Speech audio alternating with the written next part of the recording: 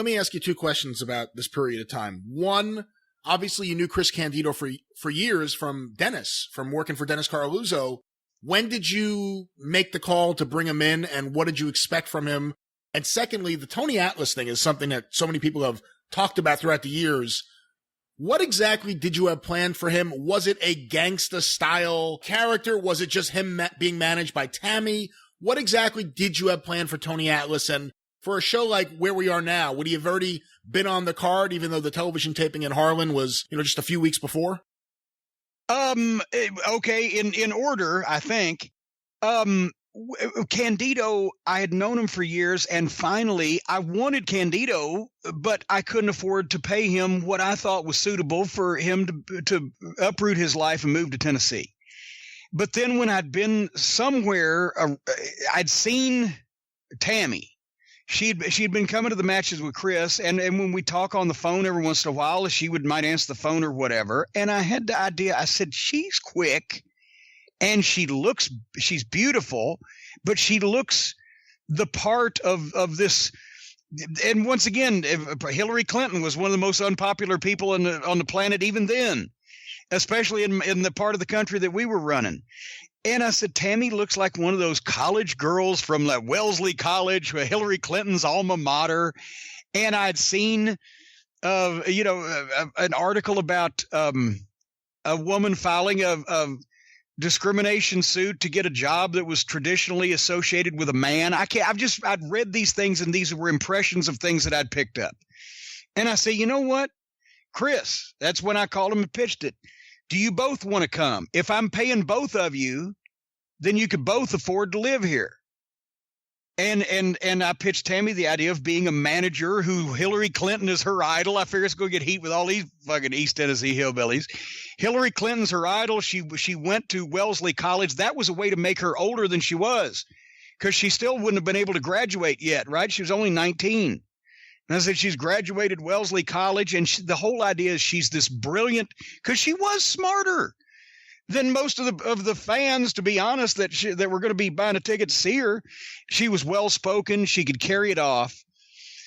Up snooty bitch from Wellesley College. Hillary Clinton's my idol. I'm suing Smoky Mountain Wrestling because these guys are dumb enough that I can tell them what to do and where to go and make their careers successful, because I'm smart and they're a bunch of fucking idiots.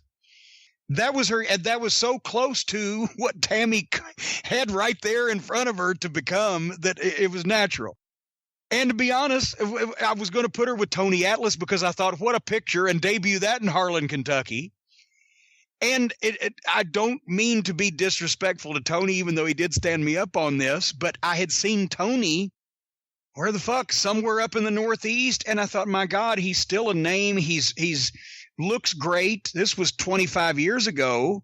He still looks great today. And as he's not being used, he's not working anywhere.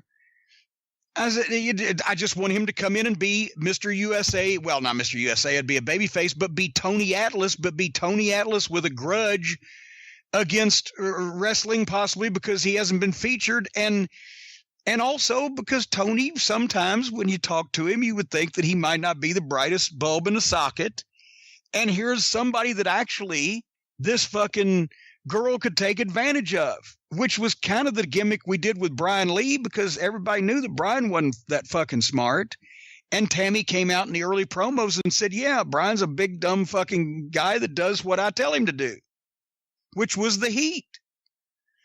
And so anyway, as Tony sent the plane ticket back, and I understand that Tony's significant other at the time had been informed of his activities on the road with WCW the previous year and was not happy about him coming to Tennessee and spending the weekends apparently with a teenage blonde. So it wasn't the money, I don't But anyway, so that's what we were going to do with it. Wasn't going to be the gangsters, because Tony wasn't a gangster. I just saw Tony as a fucking big star in the business who could get incredible heat as a fucking heel and looked like $1 million. And what a picture with him standing there with Tammy. Tammy would have practically been the one leading him around on a fucking chain. Here's my big dumb wrestler. What about the video when they go to when Tammy, takes off the robe and reveals her bikini and reveals Brian Lee there? Who did the B-roll shots of Tommy Noe? and all his reactions to Brian Hildebrand. No, it was Kevin Johnson. Kevin Johnson was our cameraman then, and he shot that, I think. And see, that's the thing. The way we announced that Brian Lee had signed with Tammy Sytch was we have Tommy Noe, our roving reporter, go to this nice home, which was Tommy Noe's, and go out back to the swimming pool, and there she brings out Brian Lee and reveals that, hey, here's exactly how I signed him. And because she's always dressed nicely. She had, some legs showing, but she didn't wear skimpy outfits because that wasn't a gimmick. But there by the pool to show how she signed this big, dumb, 275-pound, 6'6" blonde fuck, she drops the robe and she's in this bikini and Tommy's jaw hits the floor and she walks off, and that's all it needed because you didn't see it every day at that point.